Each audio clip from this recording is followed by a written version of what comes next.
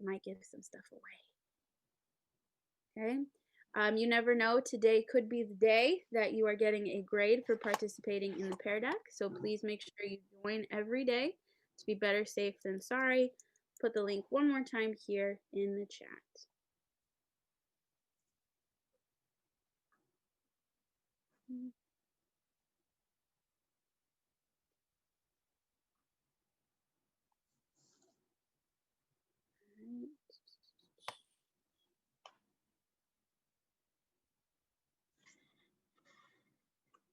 Anisha, can you check your first one? Jesse, yours look good. Star that one. Alex, yours look good. Micah, yours look great. Using proper scientific notation, or not scientific notation, but chemistry notation. Kevin, yours look good. Kevin, yours look good. Both Kevins.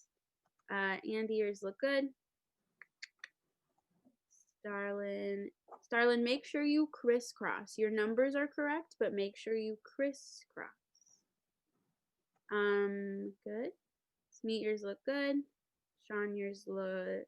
Sean, check your second one, please. Azriel, yours look good. Jennifer, beautiful. Using proper chemistry notation. Adam, yours look good. And that was for my last class. Excellent. All right, so I'm going to go ahead and lock your screens. And remember, when I lock your screens, that is your code to come on over and look at this screen share, because I'm going to show some of your classmates' responses. Okay, and so if I look up here, this is the ones I was shouting out as having proper chemistry notation. We'll look at that in again, and that's what Alex was asking his question about. But this is ultimately the correct answer. Ba1F2 and Na3N1. This comes from the fact that barium starts off with a +2 charge, so I'll crisscross that number 2 down to fluorine. And fluorine starts off with a -1 charge, so I crisscross that 1 down to barium. This works out because barium wants to lose 2 electrons, but fluorine only has room for 1. So for these 2 elements to work out nicely, you need 1 barium to lose 2, and then 2 fluorines to each gain 1. Okay, good. And then this one here, sodium nitride, very similar, is going to be Na3, because nitrogen started with a -3, and N1 because sodium started with a +1, okay?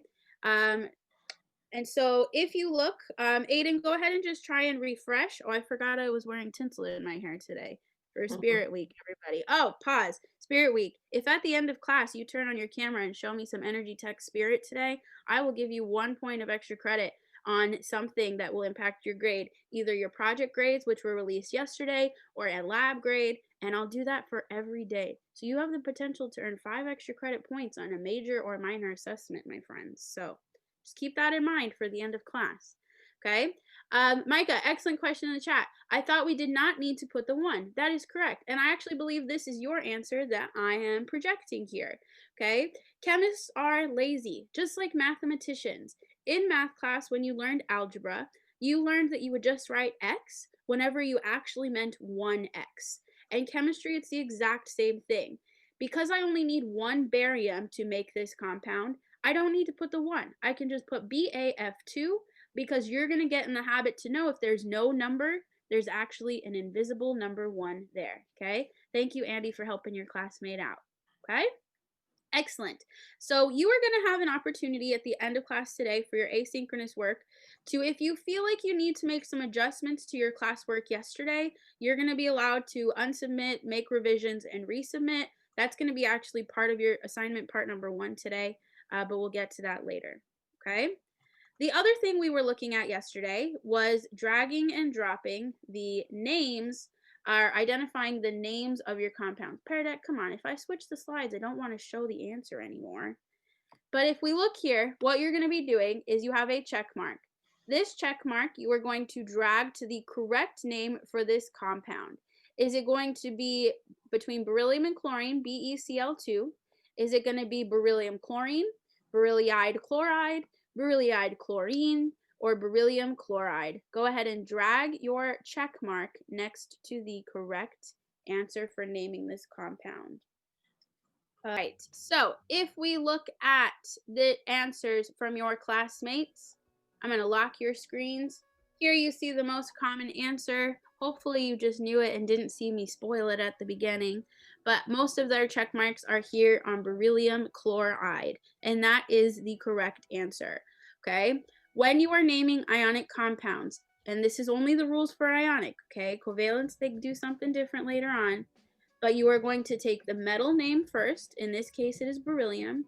The non-metal name, but you are going to change the ending to IDE. So this compound, beryllium chloride, BeCl2, the metal's name is simply beryllium, and chlorine, the non-metal name, you change the ending to IDE.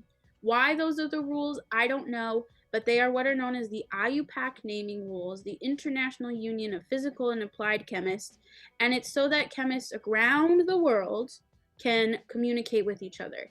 Okay, even though we all speak different languages, there is not a universal, but a international kind of agreement of how to properly name chemical compounds, because that can be very important. You guys know that we're getting vaccines from a German-based company, so it'd be very strange if they named things differently, and then you're generating the coronavirus vaccine in America, and then you're using the wrong thing, and that would be bad.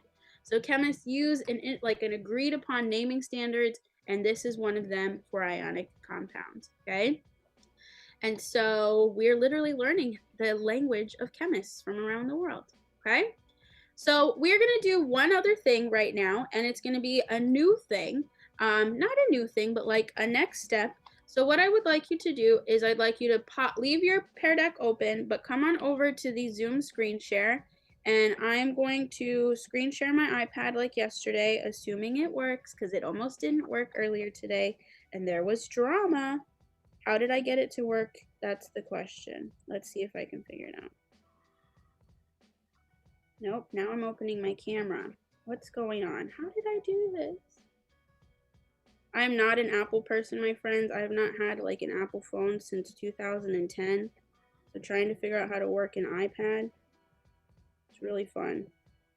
Oh, that's not it. How did I do it? Close.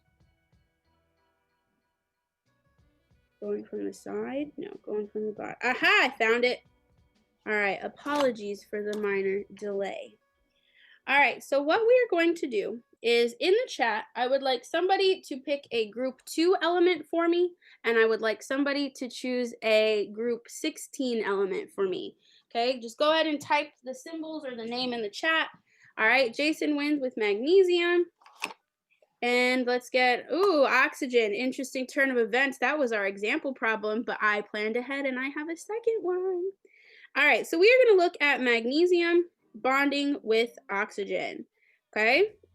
And we've seen this example, but I'm going to show you something you need to do if you are using the crisscross rule to make sure you are actually getting the most appropriate final answer for your compound, okay? And so let's take this one step at a time. What is magnesium going to do? What is its charge going to be when it fulfills the octet rule? Okay, you can type in the chat. Thank you, Jason. It is going to be +2. So magnesium is going to take on a +2 charge. Somebody asked in my last class, I'm going to spoil the fun now. No, I am not writing with my pencil. I have on my finger, I have an Apple pencil, okay? And then oxygen, what is oxygen's charge going to be when it fulfills the octet rule? Thank you, George. It is going to be, thank you, Alex, it is going to be -2. That is because magnesium wants to lose 2 electrons and oxygen wants to gain 2 electrons, okay? And so what we learned yesterday was this lovely little crisscross rule, which told us to bring the number from the charge down. So I'm going to bring the 2 from the +2 down to the oxygen. And I'm going to bring the 2 from the -2 down to the magnesium. And so this would lead us to arriving at the chemical formula Mg2O2, which is great. We followed the crisscross rule, and it looks good. But it's not finished. Okay, before I show you how to finish this, I'm going to show you this example in drawing. Okay, we start with magnesium, and it has 2 valence electrons. Okay, very good, Sean. We look at the oxygen, which starts with 6 valence electrons. Magnesium is like, hey, oxygen, let's be friends. Will you take this electron? And oxygen's like, yeah, sure. But oxygen's like, do you have one more? I'll be really happy if you have one more. And magnesium's like, oh my goodness, actually, I have one more to get rid of, and then I'll be happy. And so now oxygen's happy with its lovely 8 valence electrons and a charge of -2 because it gained 2 electrons. And magnesium's also happy with its empty valence shell and a charge of +2 because it got rid of the 2 electrons it wanted to get rid of. And so look at this. We have one magnesium giving away 2 electrons, one oxygen gaining 2 electrons, and everybody's happy. And so if we go back to the crisscross rule, we have a difference here. In the crisscross rule, it says we need 2 magnesiums and 2 oxygens to make everybody happy. But by drawing this, we only needed one of each. And as Sean put in the chat for us, you are going to reduce. When you are putting chemical formulas together for ionic compounds, you are trying to do so in the ratio that makes everybody happy. But ratios, they can be like 100 to 200 to 300 atoms. And so proper notation is going to be simplifying your chemical formula. Okay, and so exactly as Sean said in the chat, you're going to look at your subscripts, and I like to pretend that they're a fraction. So I like to look at my fraction 2/2, and you're in math class. Would we leave this fraction as 2/2 in math class, or what would we do to it?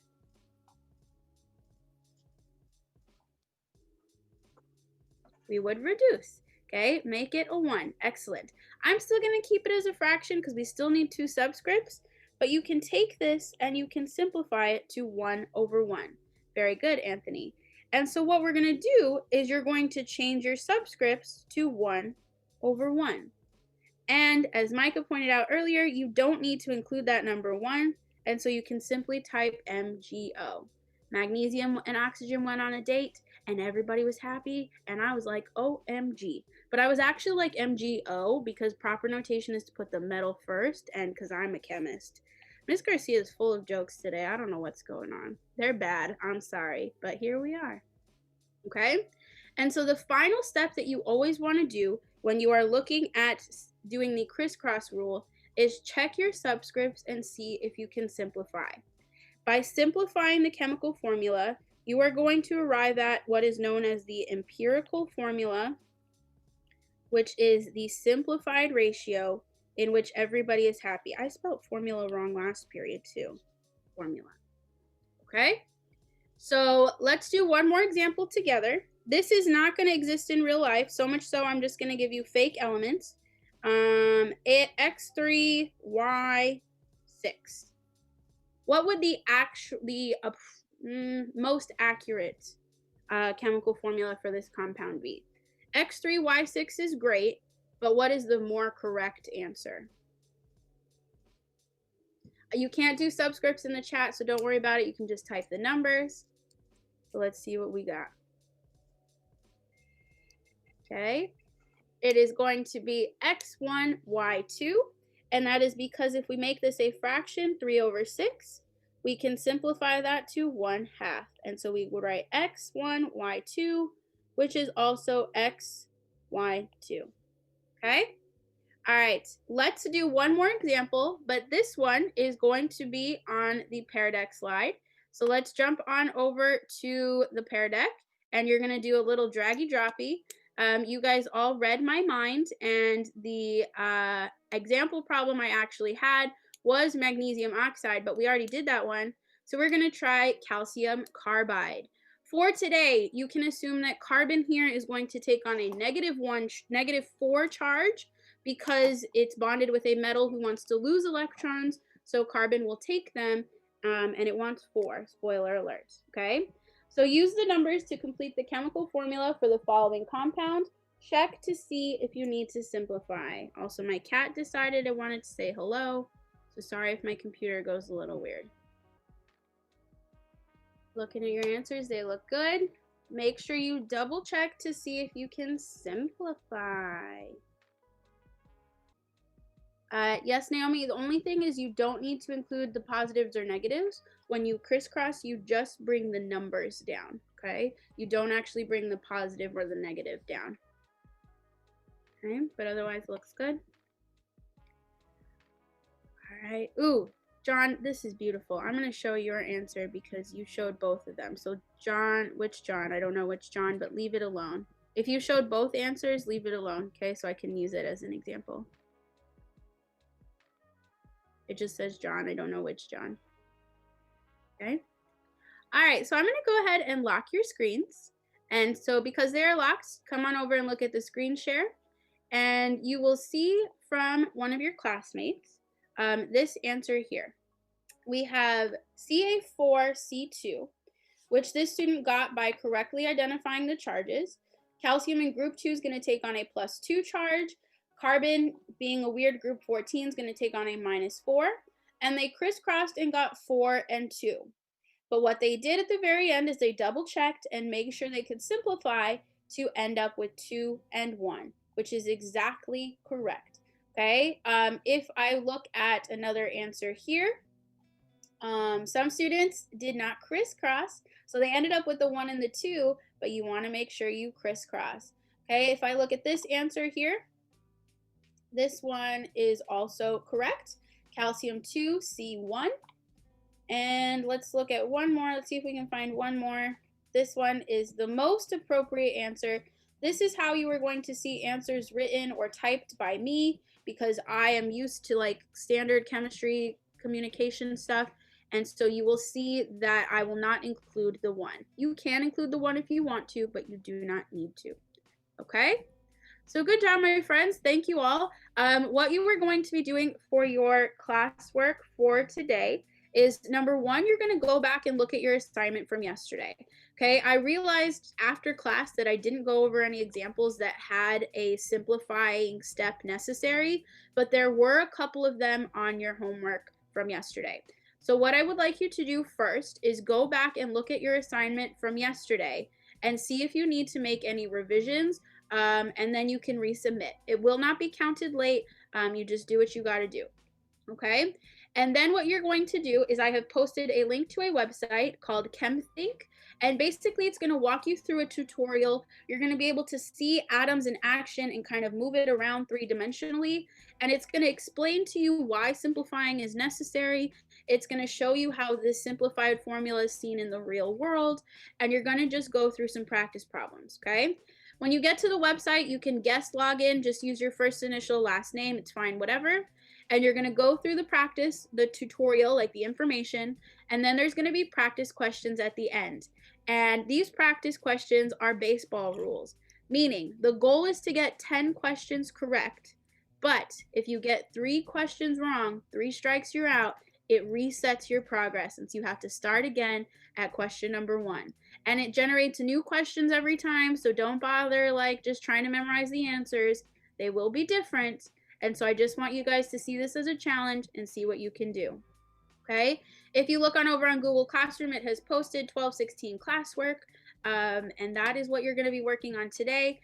Due date is going to be tomorrow night. I want to give you a little bit of time to practice with this and ask questions tomorrow. But the time has come, my friends. If anybody wants to show their Spirit Week awesomeness, please go ahead and turn on your camera. And remember, extra credit is on the line, and Miss Garcia never, ever, ever does extra credit. Question in the chat, how do you know when to simplify? Just look at your ratio and pretend it was a fraction in math class. If you can look at those numbers and you can simplify them, you should. Spoiler alert, if you ever have the number 1, it's already simplified. Okay, if you ever have the number 1, it's already simplified because we're going to stay with whole numbers. Okay, good question. All right, no Spirit Week today. Look, I got my Energy Tech gear. Miss Seema has her Energy Tech gear on. I got green and blue eyeshadow. I got silver nonsense in my hair. I was ready to go. Is this why I was running a little late today? Yes, but I also woke up late. Do we guest log in? Yes. Kevin, when you get to that website, you can simply log in, guest log in. You can make up a username, or I like to just use first initial, last name. You can't see right now, but there it is. Okay. If you have any questions, you can stick around. I have a few minutes.